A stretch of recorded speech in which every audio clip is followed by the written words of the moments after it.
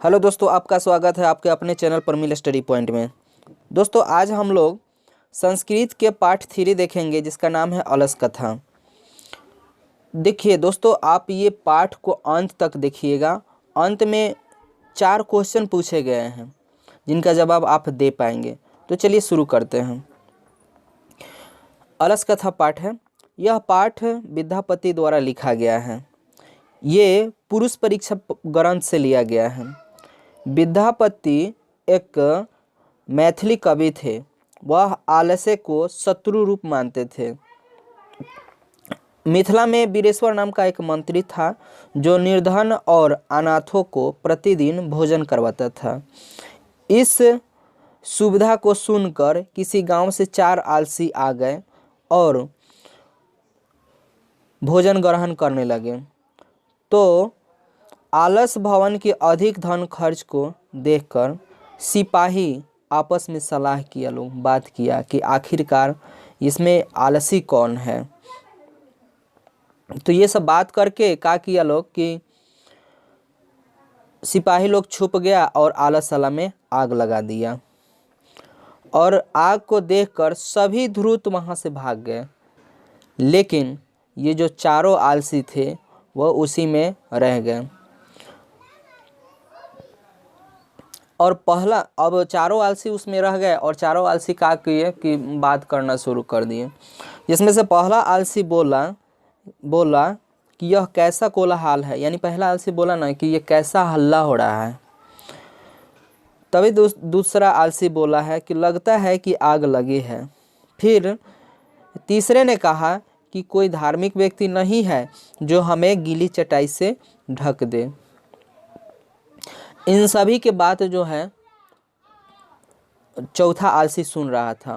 तभी बोला कि अरे बचाल, कितना बोलते हो, क्यों नहीं चुप रहते हो। यानी समझिए कि ये इतना आलसी था कि बोल भी नहीं पाता था।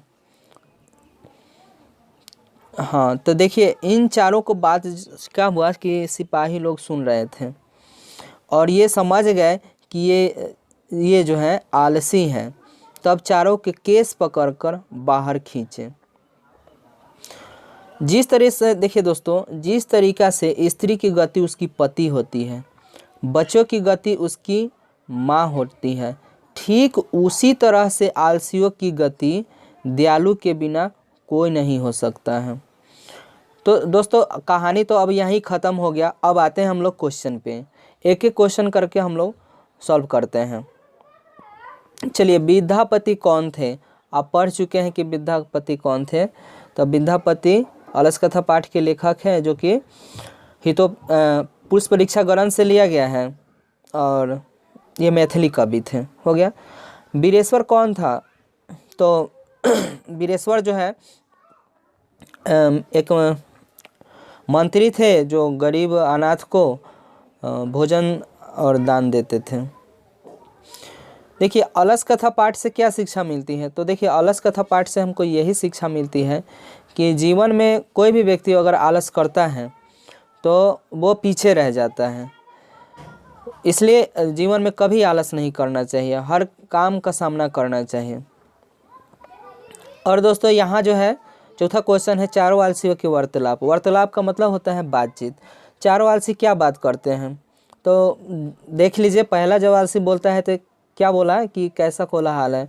तभी दूसरा आलसी बोला है कि लगता है कि आग लगा है।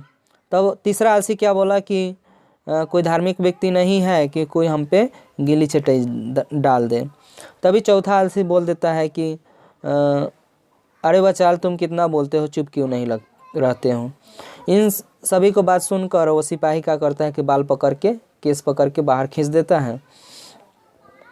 देखिए दोस्तों, अगर इसी तरह का आपको वीडियो चाहिए, अगर अच्छा लगा हो तो लाइक और सब्सक्राइब कीजिएगा। इसी तरह का वीडियो आपको चाहिए तो कमेंट में ज़रूर बताइएगा। Thanks for watching.